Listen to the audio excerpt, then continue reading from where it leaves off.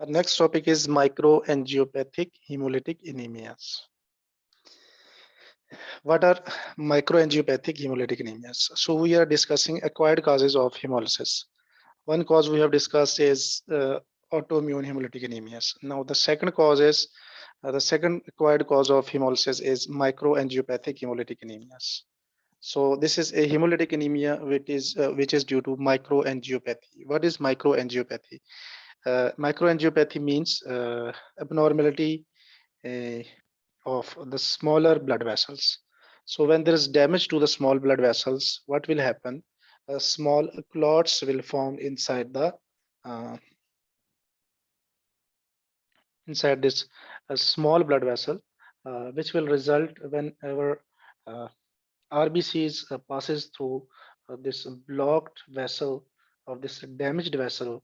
What will happen to the RBC? It will experience excessive shear or turbulence in the circulation. This excessive shear or turbulence will result in physical damage to the RBCs, and which will lead to hemolysis or premature breakdown of the RBCs. So basically, you can say that in microangiopathic hemolytic anemias, there is physical damage to the RBCs due to microangiopathy, which will lead to hemolytic anemias. One of the important diagnostic point for microangiopathic hemolytic anemias is that the presence of schistocytes on a peripheral blood film. What are schistocytes? Schistocytes are fragmented RBCs.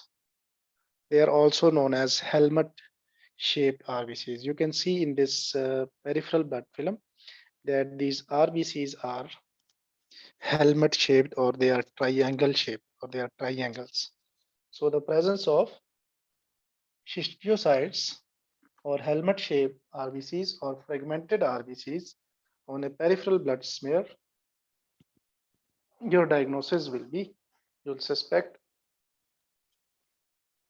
microangiopathic hemolytic anemia.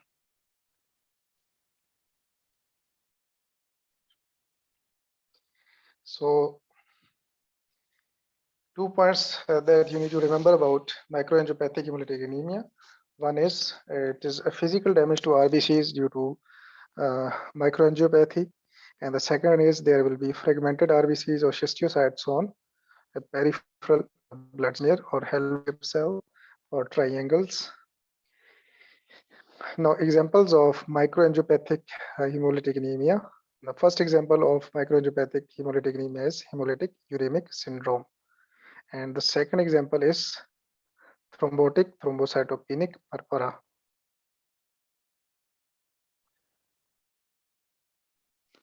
These are the two examples of microangiopathic hemolytic anemia.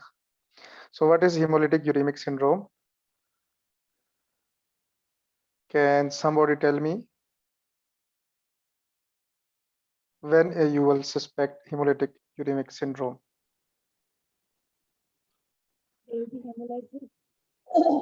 And prior to hemolysis, uremia. And by some like GI infection or UTI. so if someone develop anemia, uremia, and thrombocytopenia after an episode of bloody diarrhea that was initially watery diarrhea, then you will suspect hemolytic uremic syndrome. So a triad of symptom after a diarrhea that is initially watery and then bloody, it can lead to hemolytic uremic syndrome, because there are some specific strains of E. coli, that is O157. It produces a toxin which damages the endothelium of the small blood vessels, and it lead to microangiopathic hemolytic anemia.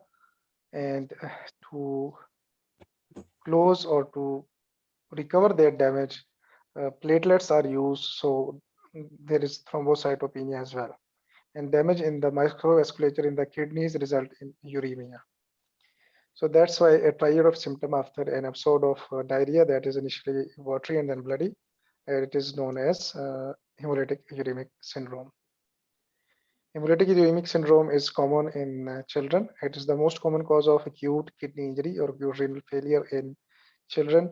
The diagnosis is made by E. coli serology, stool culture, urine analysis for blood count, initial investigation, and renal ultrasound is done to rule out the damage to renal parenchyma. Treatment of hemolytic uremic syndrome is mainly supportive. For example, fluids, blood transfusion, and dialysis if there is severe renal failure. Remember that we do not give antibiotics to those with possible HUS because if we give antibiotics, the organism may release more toxins as it dies, which will worsen the disease.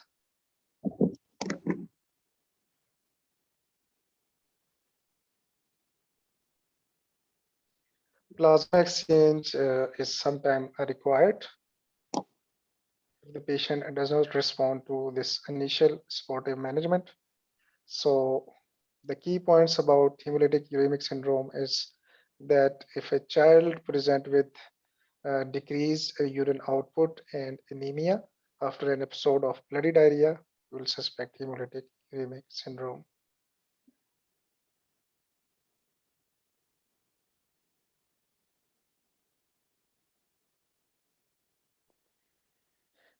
And again, we'll not give antibiotics if there's possible suspicion of HUS because antibiotics will worsen the condition.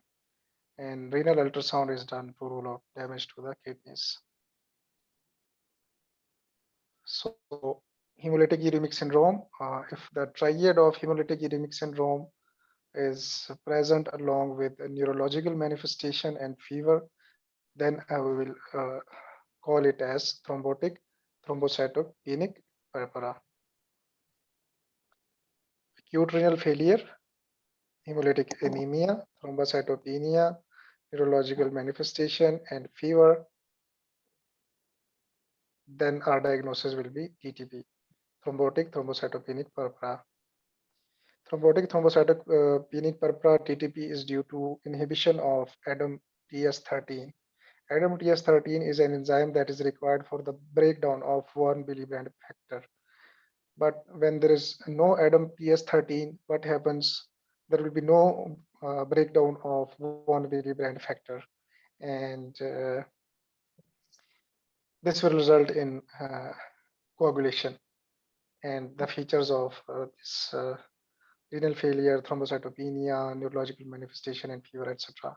So the cause of TTP is decreased ADAM-TS13, and the cause of HUS is toxin produced by E. coli strain O157.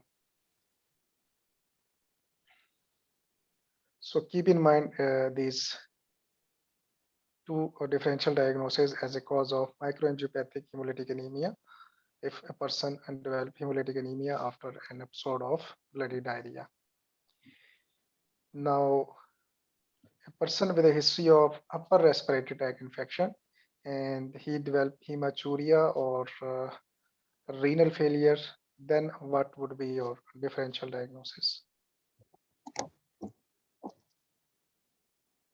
Tell me 3 causes of hematuria after a history of upper respiratory tract infection. Goodpasture syndrome. Goodpasture syndrome is a cause of hematuria after upper respiratory tract infection. It's hemoptysis. Yes, hemoptysis and hematuria, but that is not due to some infection. It is basically an autoimmune condition in which antibodies are formed against the basement membrane of the lungs and in the kidneys tissues. So I'm asking specifically about someone with a history of upper respiratory tract infection and he developed hematuria. Tell me 3 diseases. IgA nephropathy, excellent. One is IgA nephropathy. Nephritis. Second is post-streptococcal glomerulonephritis. And third? Wegener's granulomatosis. Wegener's granulomatosis, Goodpasser syndrome, they are multi-system disorders and they are autoimmune diseases. Okay. They will not have a history of upper respiratory tract infection. But you can say that Wegener's granulomatosis have upper respiratory tract problems such as sinusitis, not a history, but it's a part of the disease. Right. So IgA nephropathy, post-streptococcal glomerulonephritis, and Heinrich-Schönlein purpura. Keep in mind these three diseases which a person can develop after a history of upper respiratory tract infection. If the person develops hematuria 2 or 3 days or even 4 or 5 days after an upper respiratory tract infection, then it will be IgA nephropathy. And if the person develops hematuria weeks after a history of upper respiratory tract infection, then it will be post-streptococcal glomerulonephritis. And Heinrich-Schönlein purpura is basically a systemic variant of IgA nephropathy. Systemic variant of IgA nephropathy, what does it mean? It means in IgA nephropathy, only kidneys are affected. But in Heinrich-Schönlein purpura, other organs are also affected. And to remember those organs which are affected in Heinrich-Schönlein purpura, there is a mnemonic PAN, P-A-A-N, P for purpura, palpable purpura on the extensor surfaces of the lower limb, such as buttocks and thighs. P for A for abdominal pain, second A for arthritis, and N for nephropathy. So someone develop hematuria or kidney failure after a history of upper respiratory tract infection. You will keep in mind three diagnoses: IgA nephropathy, systemic variant of IgA nephropathy, that is Heinrich-Schönlein purpura, and the third one is post-streptococcal glomerulonephritis. Remember these three causes because I'm going to ask you these three causes in a topic that we are going to discuss in the coming slides. So we were discussing microangiopathic hemolytic anemia. That is, if someone develops hematuria or renal failure after an episode of diarrhea that is initially watery and then bloody, then hemolytic uremic syndrome or thrombotic thrombocytopenic purpura. And the management in both cases is supportive. That is, if severe anemia, then blood transfusion and IV fluids as well, and antibiotics are avoided.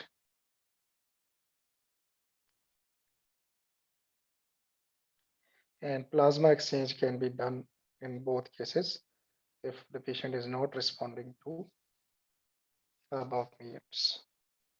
So how the diagnosis of microangiopathic hemolytic anemia is made? Blood smear will show fragmented RBCs, which are also known as schistocytes or helmet cells or triangle cells. Elevated creatinine, elevated LDH. LDH will be elevated in all types of hemolytic anemia. That's a general rule. Urine analysis in both cases will show microscopic hematuria. And in case of TTP, there will be low level of ADAM TS13. Plasma exchange, steroids, and rituximab are the treatment for TTP. Heinrich-Schönlein purpura, we have already discussed that it is a systemic variant of IgA nephropathy. So it is an IgA-mediated small vessel vasculitis. Remember the mnemonic PAAN to remember the features of Heinrich-Schönlein purpura. That is P for purpura, A for abdominal pain, A for arthritis, and N for nephropathy. The diagnosis is mainly clinical and there can be elevated ESR and IgA levels. Treatment is very simple. NSAIDs are given for arthritis, but remember that if there's renal involvement, then we will avoid NSAIDs because NSAIDs can aggravate the renal failure. Nephropathy treatment is usually supportive. Corticosteroids can improve arthritis symptoms and as well as gastrointestinal dysfunction. Typically, HSP is a self-limiting condition, especially in children without renal involvement. So that's why excessive management is usually not required. So this was all about microangiopathic hemolytic anemia and their management. Now we are done with hemolytic anemias, its causes,